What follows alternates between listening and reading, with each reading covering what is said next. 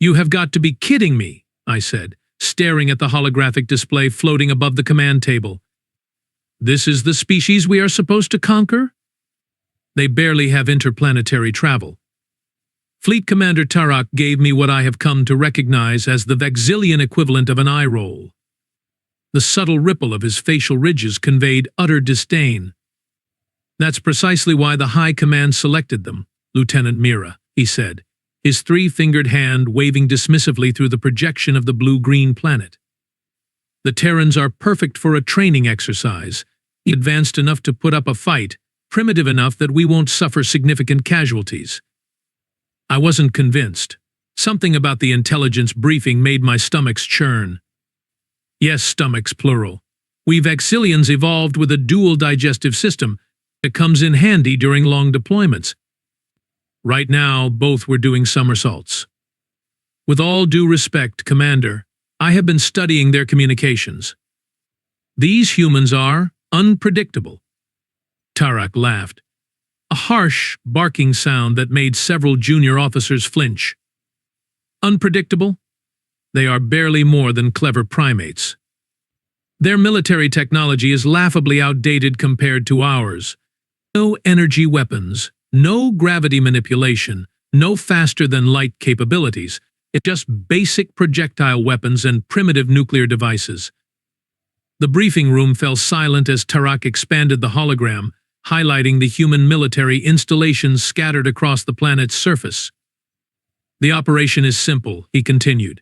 Our fleet will enter their solar system, establish orbital superiority, and deploy ground forces to key strategic locations, within 48 hours. We expect full planetary surrender. This will be an excellent opportunity for our newer recruits to experience real combat conditions without significant risk. Zendar, our chief intelligence officer, cleared his throat. The humans do appear to have some specialized military units that might present a challenge. Their so-called special forces demonstrate combat capabilities somewhat above the norm for their species. Tarak waved away this concern too. Nothing our standard troops can't handle. Remember, this is primarily a training exercise. The outcome is not in question. I couldn't shake my unease. What about their historical record? They have been fighting among themselves continuously for millennia. Their entire history is one long series of wars, fighting each other with sticks and stones, Tarak scoffed. Any species can look formidable when matched against itself. Against a superior opponent, they will fold quickly enough. The meeting concluded with the assignment of invasion sectors. As junior tactical officer, I was given command of a small contingent responsible for securing a region they called North America. According to our intel, it contained some of their more advanced military installations. Lieutenant Mira, Tarak called as I was leaving. I see your concerns, but remember, this is why we are here. To turn theoretical warriors into battle-tested soldiers. The humans will provide just enough resistance to make it educational. I nodded respectfully. Yes, Commander. And Mira, try not to look so worried.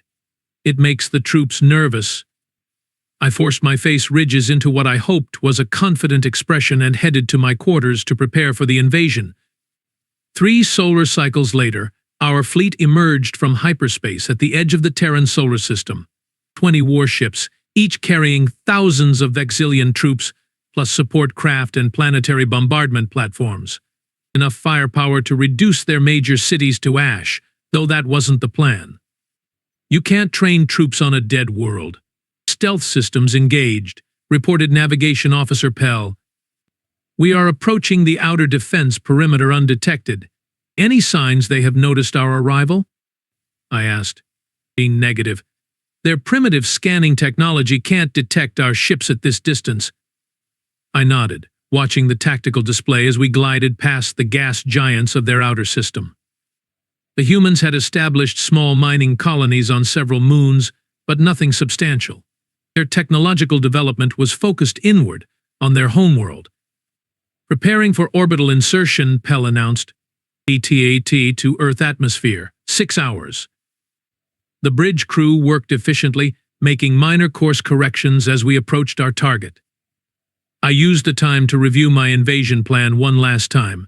My troops would deploy to a region containing several significant military installations, including something called Fort Bragg, that housed elite human fighting units. Lieutenant called Communications Officer Vex. You might want to see this. I moved to her station, where she had intercepted and decoded human military transmissions. They have spotted us, she said, her voice tight. Not sure how, but they know we are here. That was impossible. Our stealth technology was centuries beyond their detection capabilities. Are you certain? She nodded. Multiple encrypted channels suddenly active. They are mobilizing their forces. I hurried back to the command console and opened a channel to the flagship. Commander Tarak, the humans have detected our approach. Request permission to accelerate deployment timeline.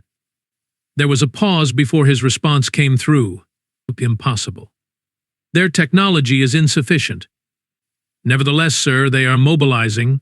Recommend immediate action. Another pause. Very well. Commence phase 1 of the invasion. Let's see how they respond to a show of force. Our ships broke formation, spreading out to take position above key strategic locations across the planet. My vessel, the Dominator, settled into low orbit above the eastern coast of North America. Planetary defenses? I inquired. Minimal, reported Weapons Officer Krell. Primitive missile systems, some orbital satellites. Nothing that poses a threat to our shields. Prepare drop ships. First wave deploys in 30 minutes. The bridge crew acknowledged my orders, and I felt a surge of adrenaline. Despite my misgivings, there was something exhilarating about commanding an actual invasion force, even if it was just a training exercise. A lieutenant called Vex suddenly. Multiple launches detected from the surface.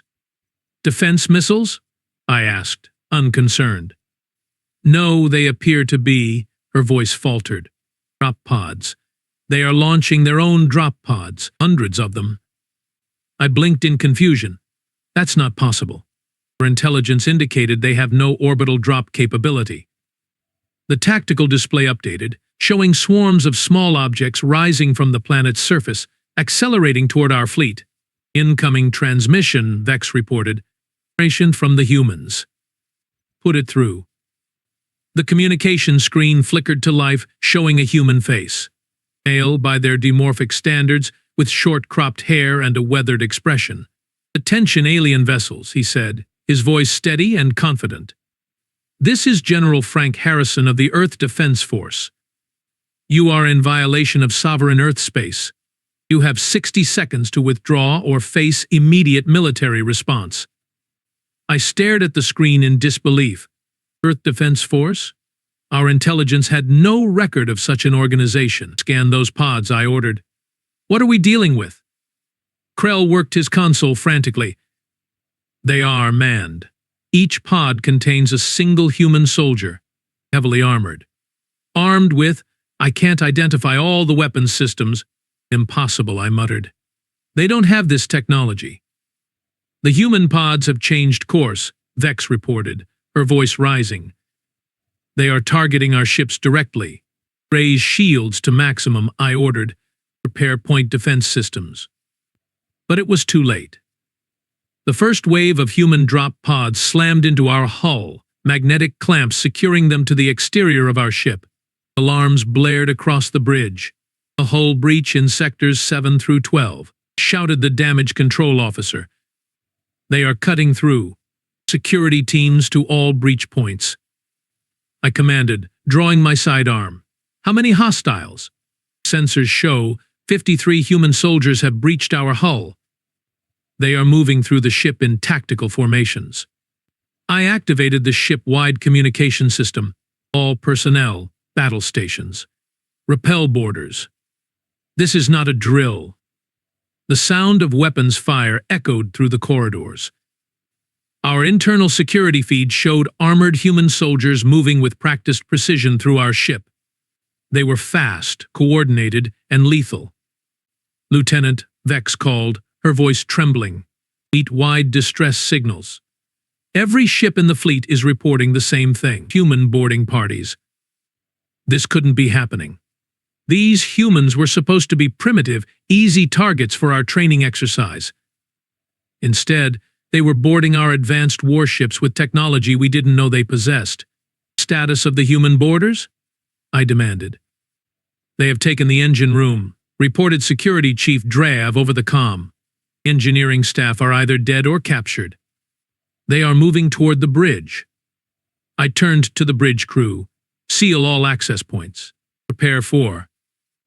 The bridge doors exploded inward in a shower of metal and sparks. Through the smoke strode 3 human figures in powered armor unlike anything in our intelligence files. Sleek, matte black exoskeletons with glowing blue power signatures. Their helmets featured angular visors that revealed nothing of the faces beneath. Our bridge security opened fire, but the energy bolts from their weapons seemed to dissipate harmlessly against the human armor. The humans raised their own weapons, some kind of advanced projectile rifles, and returned fire with devastating accuracy. In seconds, half my bridge crew lay dead or wounded. I raised my own weapon, knowing it was futile. The lead human approached, weapon trained on my chest. Up close, I could see the insignia on their shoulder armor, a winged skull dropping through clouds, with the words Orbital Drop Shock Troopers emblazoned beneath it.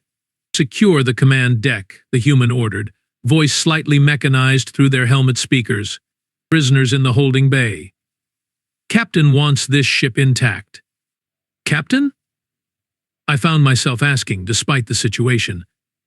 The armored figure regarded me for a moment, then reached up and retracted their visor, revealing a human female face with dark eyes that held not an ounce of fear.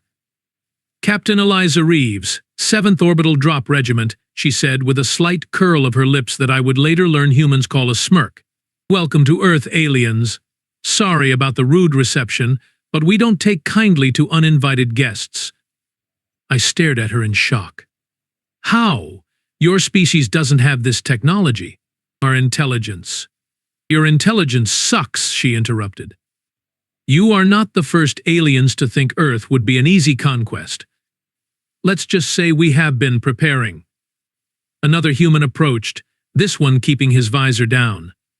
Captain, the engine room is secure. The aliens' FTL drive is intact. Tech team says it's compatible with our systems. Captain Reeves nodded. Good. High Command will want to study it. What's the status of the other ships? 80% of the alien fleet has been boarded and secured. The rest are bugging out, but the Hammerfall and Excalibur are in pursuit. I couldn't believe what I was hearing. These humans weren't just defending themselves, they were capturing our ships.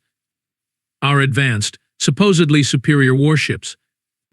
You have made a grave mistake, I said, trying to sound authoritative despite my shock. The Vexillian Empire spans 300 star systems. When the High Command learns of this, they will send a real invasion force. Captain Reeves actually laughed. That's what the Kraxar said too, and the Zontari before them. She leaned closer. Want to know where their fleets are now? Reverse engineered and added to our own. Your ships will make a nice addition to the Earth Defense Fleet. My mind reeled. Other alien species had attempted to invade Earth? We had no records of this. How was that possible? Why didn't we know about you? I asked. About your true capabilities? Because we didn't want you to, she replied simply. Earth learned long ago that the galaxy isn't a friendly place. We put on a good show, let everyone think we are just primitive monkeys playing with rockets. Meanwhile, we have been preparing, adapting, and borrowing technology from would-be invaders. She gestured to her powered armor. This suit? Adapted from Zontari designs. Your faster-than-light drive will help us improve our own. Every alien species that tries to conquer us just makes us stronger. The realization hit me like a gravitational hammer. We hadn't stumbled into a training exercise. We had blundered into a trap. Take the lieutenant to the holding bay with the others, Captain Reeves ordered. And make sure our guests are comfortable. They are going to be with us for a while. As the human soldiers led me away, I caught a final glimpse of my tactical display. Our mighty invasion fleet, the pride of the Vexillian military, was being systematically captured or destroyed by forces we had dismissed as primitive. Commander Tarak had been right about one thing. This was indeed an educational experience. Unfortunately, we were the ones being schooled. And somehow I suspected our education was just beginning. The human detention facility was nothing like I expected. No cramped cells or primitive restraints. Instead, I found myself in what appeared to be comfortable quarters with several other Vexillian officers, including Commander Tarak himself. His facial ridges were contracted in a permanent expression of outrage. "This is an outrage," he snarled, pacing the room for the 100th time. "A complete violation of interstellar combat protocols." I couldn't help but laugh. A bitter, hollow sound that made several officers turn to stare at me. "Combat protocols? We invaded their planet, Commander." "I don't think they care about our protocols." Tarak stopped pacing to glare at me. "Watch your tone, Lieutenant. This situation is temporary. The Empire will send a rescue fleet once we fail to report in. And they will meet the same fate we did," I said, gesturing to the window that offered a view of a massive facility where human workers swarmed over our captured vessels. "Look at them. They are already stripping our ships for technology." The door slid open and Captain Reeves entered, now dressed in a more formal uniform rather than combat armor. Behind her came two more humans, an older male with silver hair and a dark-skinned female wearing what appeared to be a scientific outfit, complete with data tablets. "Good morning," Reeves said with what humans call a smile. "I hope the accommodations meet your standards." Tarak bristled. "You are holding military personnel of the Vexillian Empire against their will. This constitutes an act of war."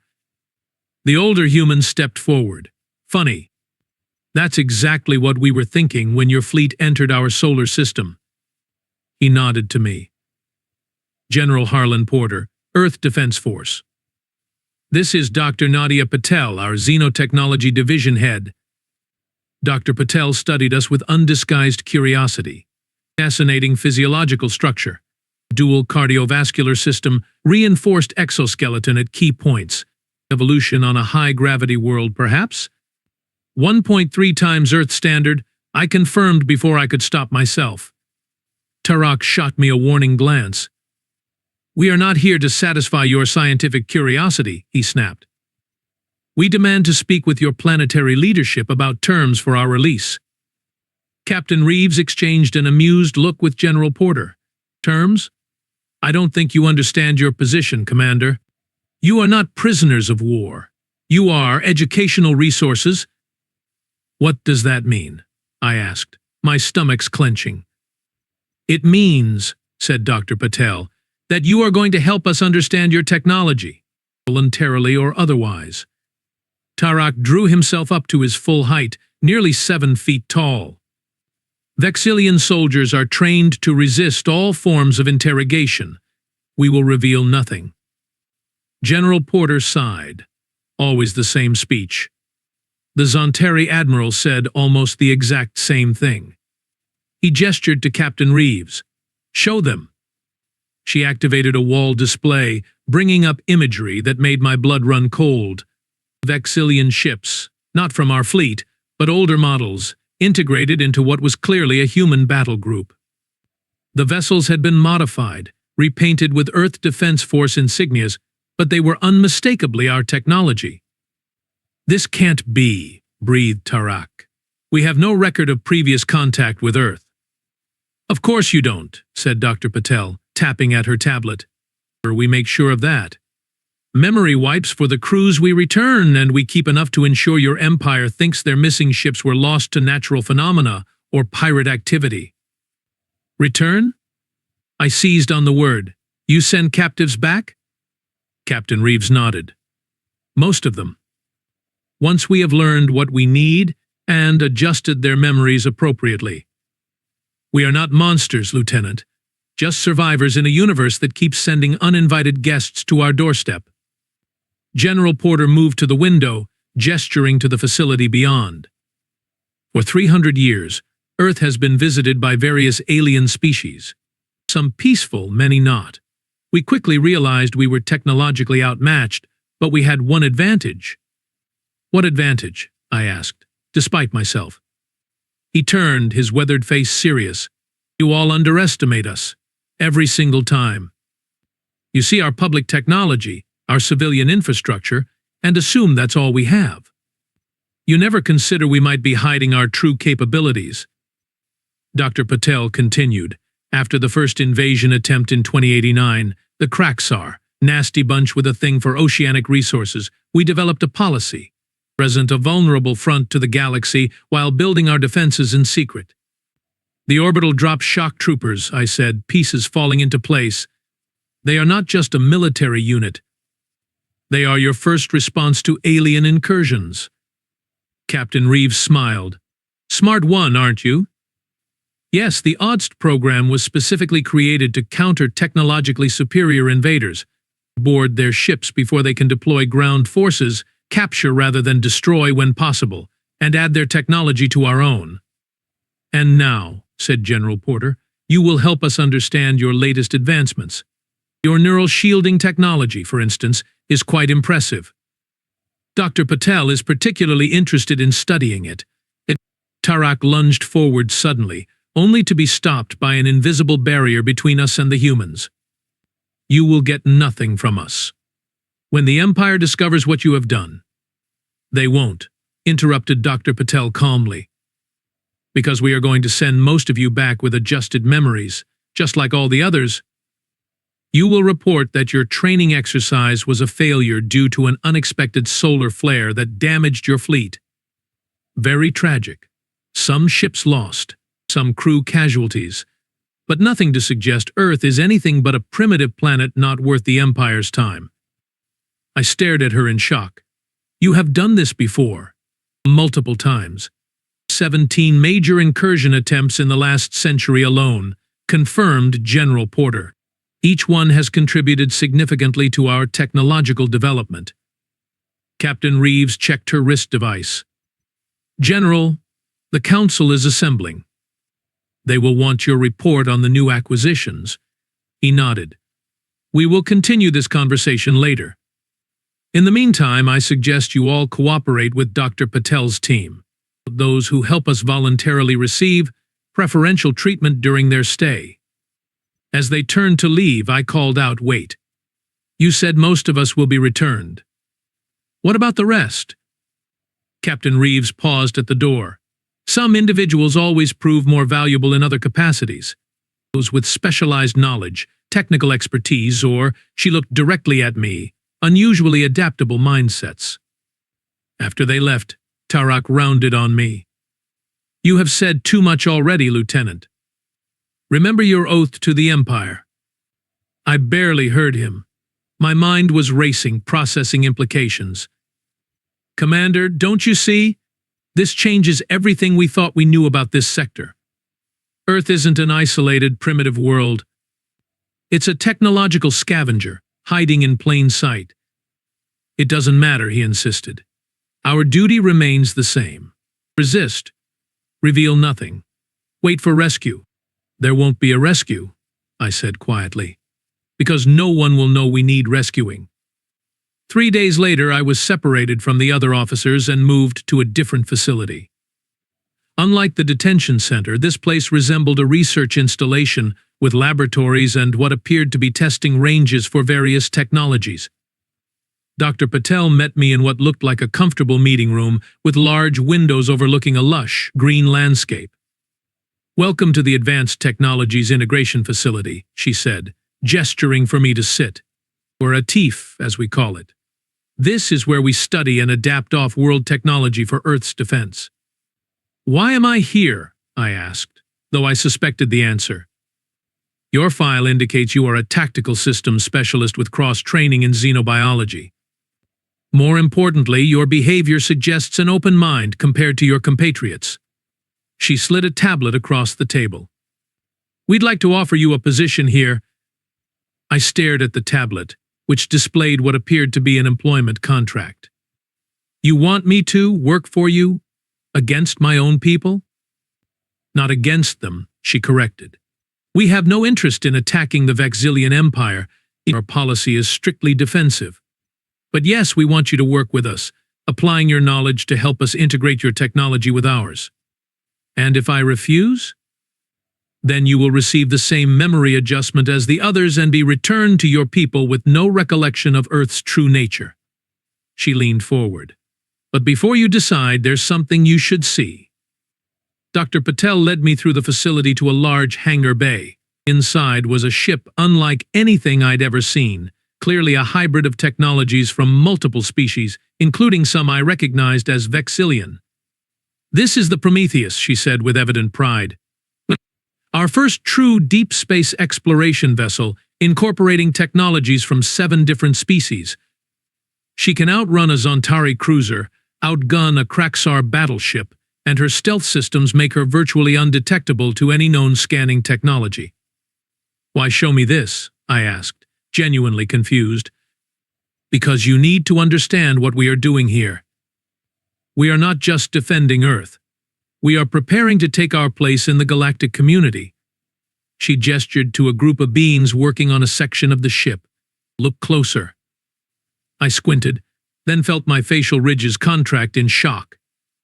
Among the workers were non-humans, a Zontari engineer, 2 Kraxar technicians, and even a Vexillian, judging by the distinctive ridge patterns. You are not the first to choose to stay, Dr. Patel said quietly.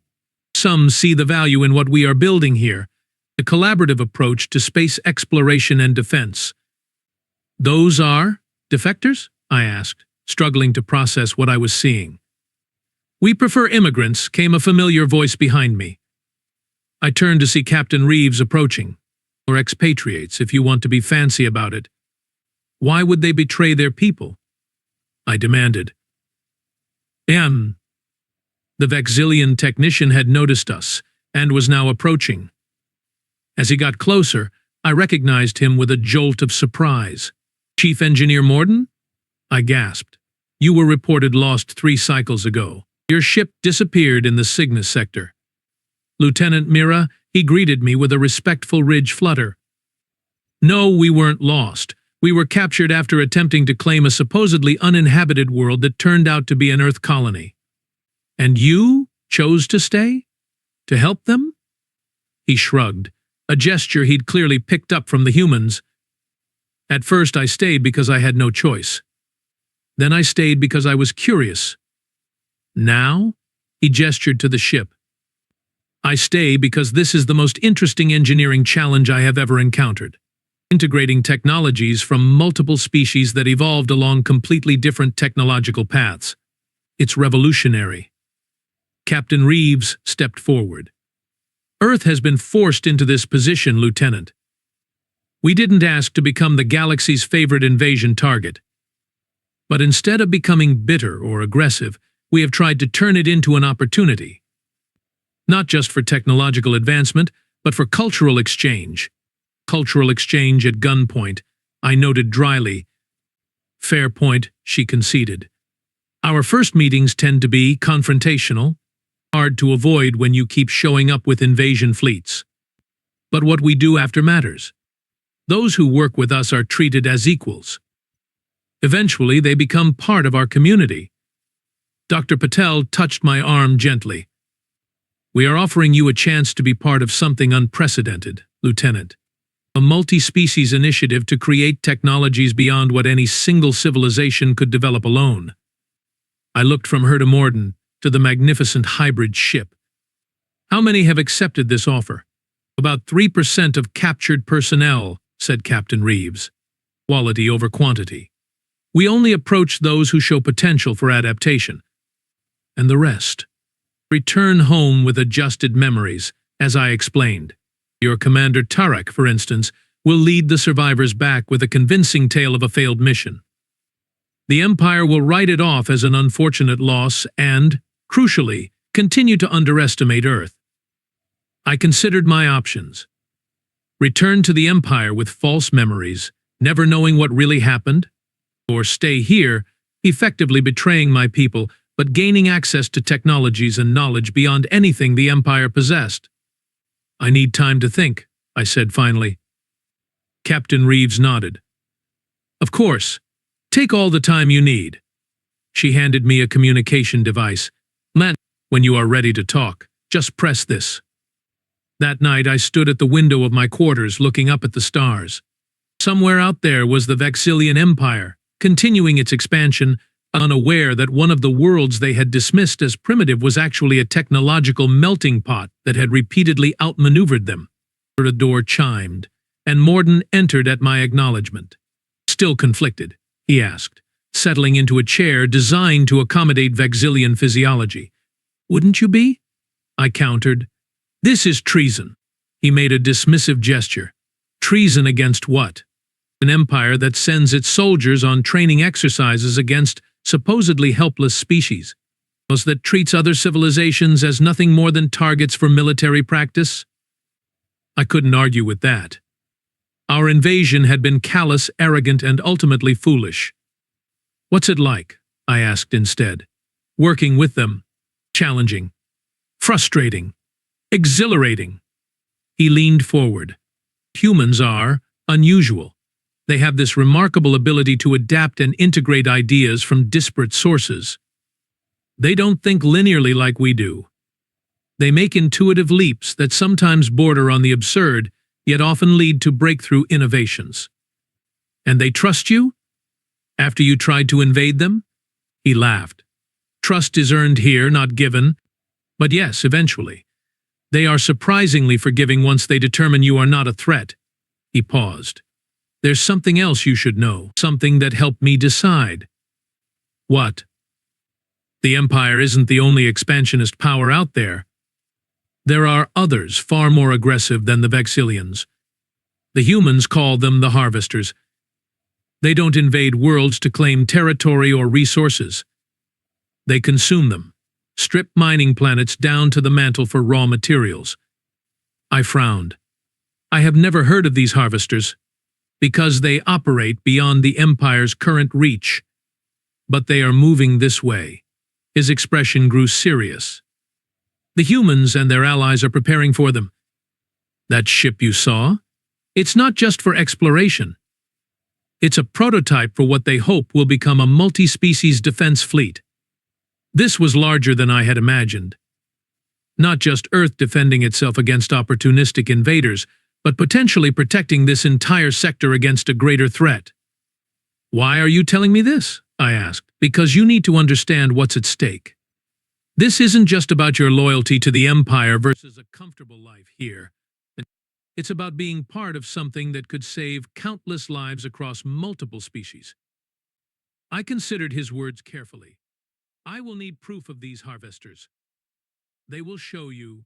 They showed me. After he left, I stood at the window for a long time, watching Earth's moon rise over the horizon. I thought about Commander Tarak, clinging to his indignation, unable to accept that humans had outmaneuvered us so completely. I thought about the Empire continuing its expansion, blind to both Earth's true nature and the greater threat lurking at the galaxy's edge. Finally, I pressed the communication device Captain Reeves had given me. I have made my decision, I said when she answered. And? Her voice was neutral, giving nothing away. I want to see everything you have on these Harvesters.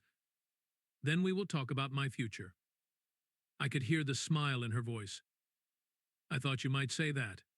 Welcome to Project Prometheus, Lieutenant Mira. I haven't agreed to anything yet, I cautioned. No, she agreed. But you are asking the right questions. And out here, that's how everything begins. As I set down the device, I realized something that should have been obvious from the start. The humans hadn't just been collecting alien technology all these years. They'd been gathering knowledge, building alliances, and preparing for a fight much bigger than any of us had imagined. They called Earth a training exercise. But the real training exercise was theirs. Every invasion they repelled, every ship they captured, every piece of technology they adapted was preparing them for a greater conflict to come. And despite everything, I found myself hoping they would succeed. Because sometimes the species you dismiss as primitive turns out to be the one that saves the galaxy. For the first time since our fleet entered Earth's solar system, I felt something like hope.